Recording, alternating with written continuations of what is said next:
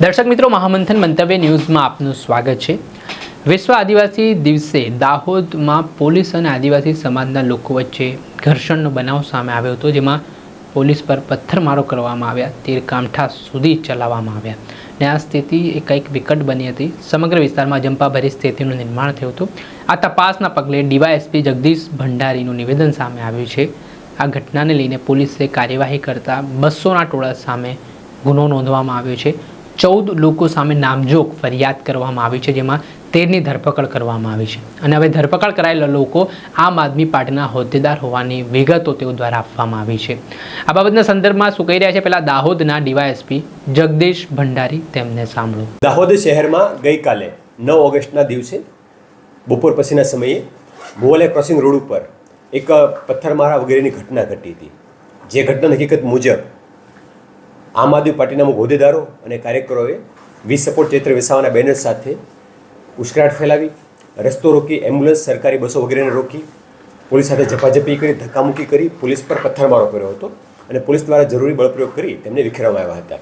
આ ઘટનાને Dahod rural police સ્ટેશનમાં એફઆઈઆર દાખલ કરવામાં આવી છે। જે એફઆઈઆરની અંદર ગેરકાયદેસર મંડળી, ગંભીર ઈજા, ફરજમાં રૂકાવટ, સરકારી જે બસો અને એમ્બ્યુલન્સ છે એમને ગેરકાયદેસર વગેરે કલમો લગાડવામાં આવી છે અને એફઆઈઆરની અંદર 14 જેટલા લોકોના નામજોગ અને 200 જેટલા અજાણ્યા માણસોના ટોળા સામે ફરિયાદ દાખલ થઈ છે। જે 14 લોકો પૈકી 13 લોકોને પોલીસ દ્વારા અરેસ્ટ કરી લેવામાં આવેલા છે। જે 13 લોકોના નામ જોવા જઈએ તો કૃષ્ણા ચારેલ, કે જે આમ આદમી પાર્ટી મીડિયા સેલના રાજ્યના ઉપપ્રમુખ છે। આ ઉપરાંત દેવેન્દ્ર મેડા, અજય કષ્ટાચાર્ય નગરાળા, મહેન્દ્ર રમેશ માવી નગરાળા, ધીરજ ગોર્ધન હઠીલા, અનિલ તારસિંગ, મહેશ જવસિંગ પલાસ, જીગર રમસુ નીનામા, કમલેશ કડુ વળવી અને આશીષ ડામોર છે 2026 ગડોઈ તાલુકા પંચાયત સીટ ઉપરથી આમ આદમી પાર્ટીના ઉમેદવાર તરીકે ચૂંટણી લડેલા છે।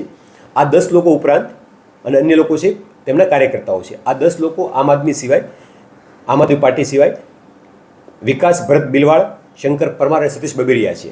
ટોટલ 13 લોકોને પોલીસ દ્વારા અરેસ્ટ કરી લેવામાં આવેલા છે। આ 13 લોકો પૈકી 3 લોકોનો અગાઉ પણ ગુનાહિત ઇતિહાસ ધરાવે છે। જે પૈકી નિર્મલ ચારેલ, દેવેન્દ્ર મેડા અને મહેન્દ્ર માવી, આ 3 લોકો વિરુદ્ધમાં અલગ અલગ જગ્યાએ પ્રોહિબિશનના અને મારામારી લગતના ગુનાઓ નોંધાયેલા છે। એક્સટોર્શનના પણ ગુનાઓ નોંધાયેલા છે। દાહોદ પોલીસ વતી હું મેસેજ આપવા માગીશ કે સમગ્ર ઘટનાની CCTV footage, videography, body on camera વગેરેમાં કેપ્ચર કરવામાં આવેલી છે અને આ તમામ લોકો જે અરેસ્ટ કર્યા છે તેઓના વિરુદ્ધમાં પૂરતા પુરાવા, બસને રોકવી, સરકારી બસોને નુકસાન, સરકારી બસને રોકી તીર ચલાવવા, અન્ય અડચણ ઊભી કરવી, રસ્તા બ્લોક કરવા, પથ્થરમારો કરવા, એ તમામ ઘટના જે કેમેરામાં કેદ થઈ છે એ પૂરતા પુરાવાના આધારે આ તમામ લોકોને અરેસ્ટ કરવામાં આવેલા છે।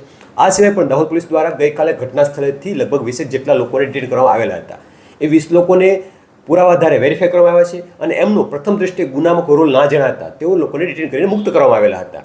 આમ દાહોદ પોલીસે કોઈપણ પ્રકારના જેનો રોલ નહીં હોય, નિર્દોષ વ્યક્તિ છે, એક પણ વ્યક્તિને હેરાન નહીં થાય એની પૂરતી તકેદારી રાખવામાં આવશે। પણ જે લોકોનો રોલ છે ગુનામાં, જે પથ્થરમારો કરવામાં, પોલીસ પર એસોલ્ટ કરવામાં જેનો રોલ છે કે અડચણમાં રોલ છે, એ કોઈપણ વ્યક્તિને છોડવામાં નહીં આવે।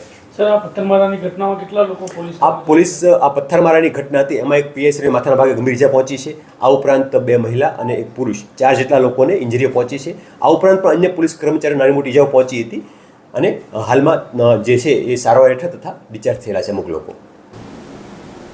જે આપણે સાંભળ્યા, જે રીતે દાહોદમાં આદિવાસી દિવસે જે રેલી ડીજે સાથે જઈ રહી હતી ને આ દરમિયાન જે એકાએક ઘર્ષણ થયું ને આ ઘર્ષણમાં આમ આદમી પાર્ટીના નેતાઓની સંડોવણી ખોલી હોવાની વાત ડીવાયએસપીએ કરી છે।